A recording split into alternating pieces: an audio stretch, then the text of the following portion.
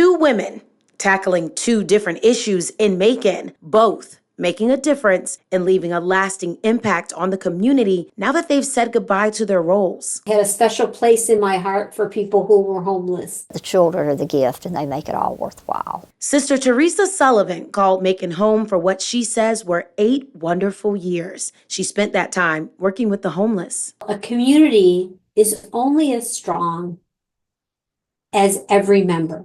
So anytime anybody in our community is not living up to their full potential, we are not seeing how great our community can be. Sullivan is a daughter of Charity, a national organization serving the poor. Her time in Macon ended late last year with a new assignment in Detroit. And while she was assigned with coming to Macon, the impact she made was all her own, becoming a recognizable name throughout the community and reaching thousands of people in need. I would say probably around 10,000 people over the 8 years. The Georgia Department of Community Affairs regularly counts the number of homeless persons living in the state. Its most recently released report from 2022 shows there are nearly 400 unhoused people in Macon, among the highest in the state. According to urban.org, homelessness and the criminal justice system are deeply intertwined. Statistics show experiencing unsheltered homelessness increases people's interactions with the justice system, and those with conviction histories are more likely to experience homelessness. Strategies to address homelessness can make a big difference.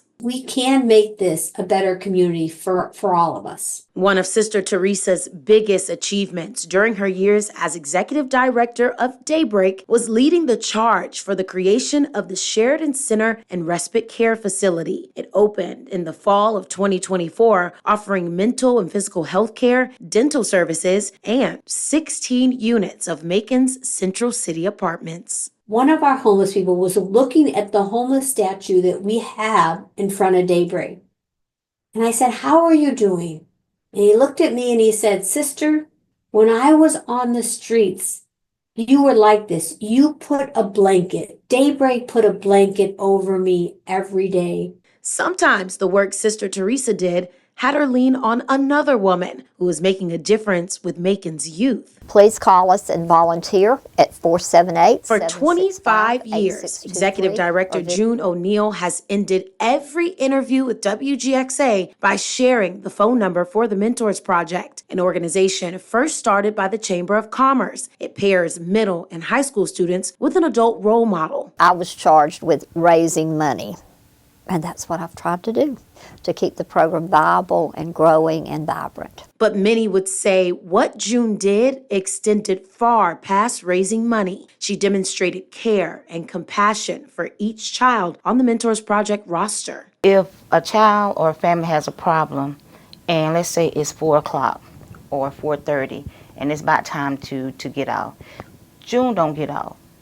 If she's trying to solve that problem or help that child, that family, if it takes her to 10 o'clock at night, it's going to be 10 o'clock at night when June stopped working. O'Neill estimates the Mentors Project has worked with thousands of children. Hundreds are on their wait list right now. According to mentor.org, studies show that mentoring can serve in both prevention and intervention roles in addressing youth violence. In fact, mentoring has been a staple of juvenile justice and violence prevention for more than 100 years. And sometimes the children that have the most challenges are my very favorite children.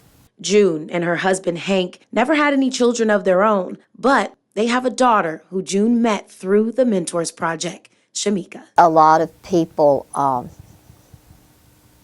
might have been surprised about Shamika, but she's been one of the greatest gifts. It's the joy of finding her daughter and helping thousands of other sons and daughters that's made retiring bittersweet for June O'Neill. I will always be on the sidelines cheering for children and helping children any way I can. Reporting for Project Macon, Brittany Miller, WGXA News.